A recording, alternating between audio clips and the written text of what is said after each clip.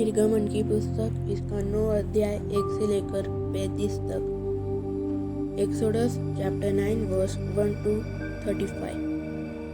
फिर यहोवा ने मूसा से कहा, फिरौन के पास जाकर कहो, इब्रियों का परमेश्वर यहोवा तुझ से इस प्रकार कहता है, मेरी प्रजा के लोगों को जाने दे कि मेरी उपासना करें।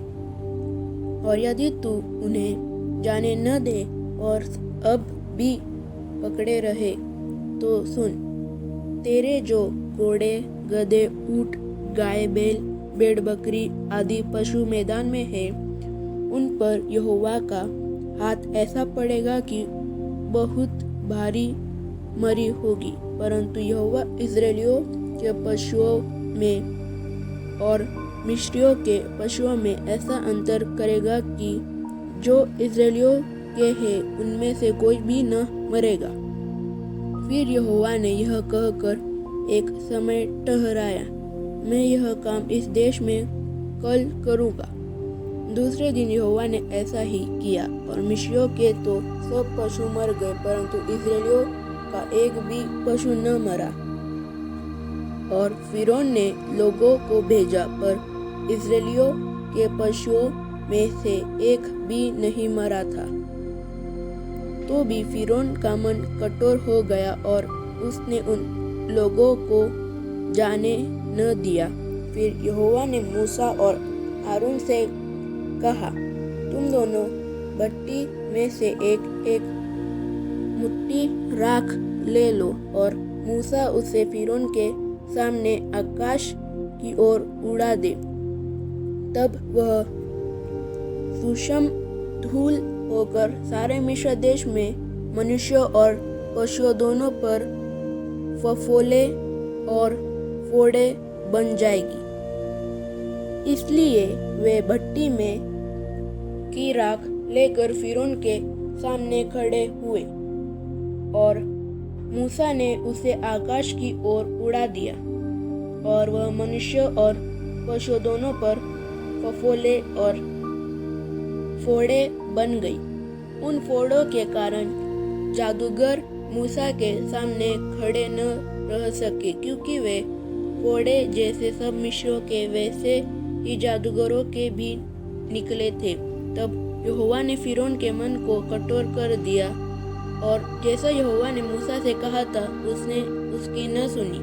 फिर यहोवा ने मूसा से कहा, सवेरे उठकर फिरौन के सामने खड़ा हो और उससे कह, इब्रियों का परमेश्वर यहोवा इस प्रकार कहता है, मेरी प्रजा के लोगों को जाने दे कि वे मेरी उपासना करें। नहीं तो अब की बार मैं तुझ पर और तेरे कर्मचारियों और तेरी प्रजा पर सब प्रकार की विपत्तियां डालूंगा, जिससे तू जान ले कि सारी पृथ्वी पर मेरे तुल्य कोई दूसरा नहीं है। मैंने तो अभी हाथ बढ़ाकर तुझे और तेरी प्रजा को मरी से मारा होता और पृथ्वी पर से सत्यानाश हो गया होता, परंतु सचमुच मैंने इसी कारण तुझे बनाए रखा है कि तुझे अपनी सामर्थ्य दिखाऊं और अपना नाम सारी पृथ्वी पर प्रसिद्ध करूं।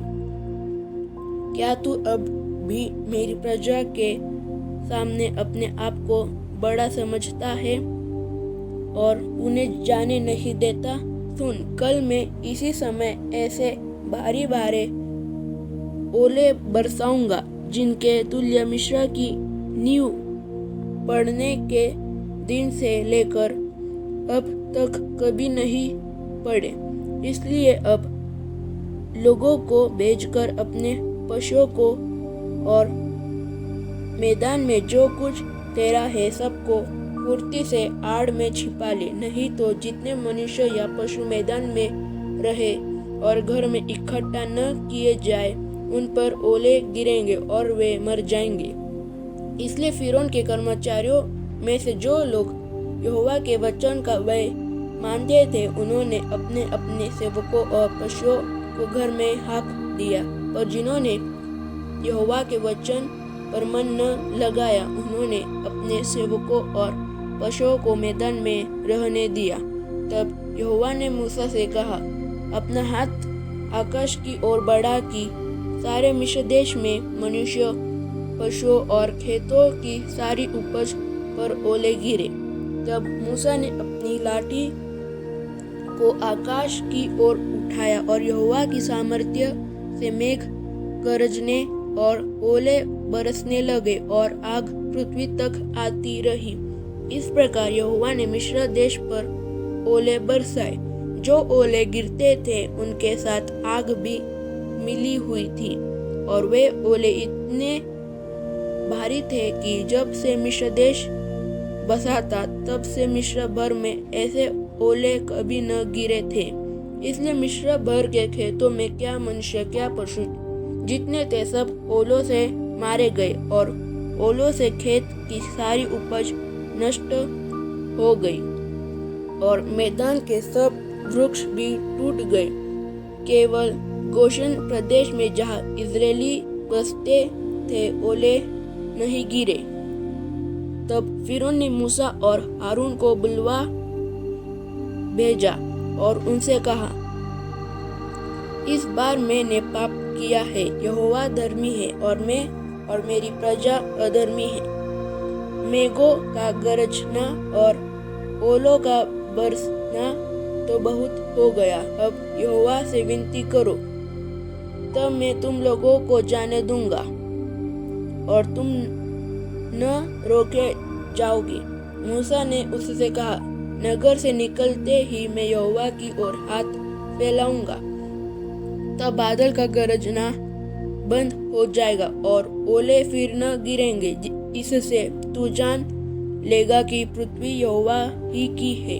तो भी मैं जानता हूँ कि न तो तू और न तेरे कर्मचारी यहोवा परमेश्वर का भय मानेंगे।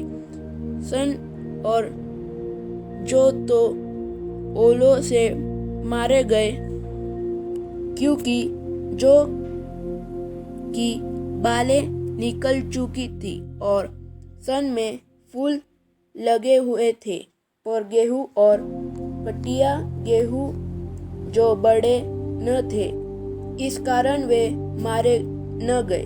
जब मूसा ने फिरौन के पास से नगर के बाहर निकलकर यहोवा की ओर हाथ फैलाए, तब बादल का गरजना और ओलों का बरसना बंद हुआ, और फिर बहुत मेह भूमि पर न पड़ा, परंतु यह देखकर कि मेह और ओलों और बादल का गरजना बंद हो गया, फिरौन ने अपने कर्मचारियों समेत फिर अपने मन को कठोर करके पाप किया।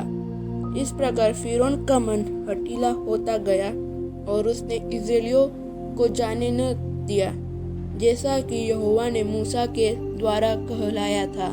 आमीन।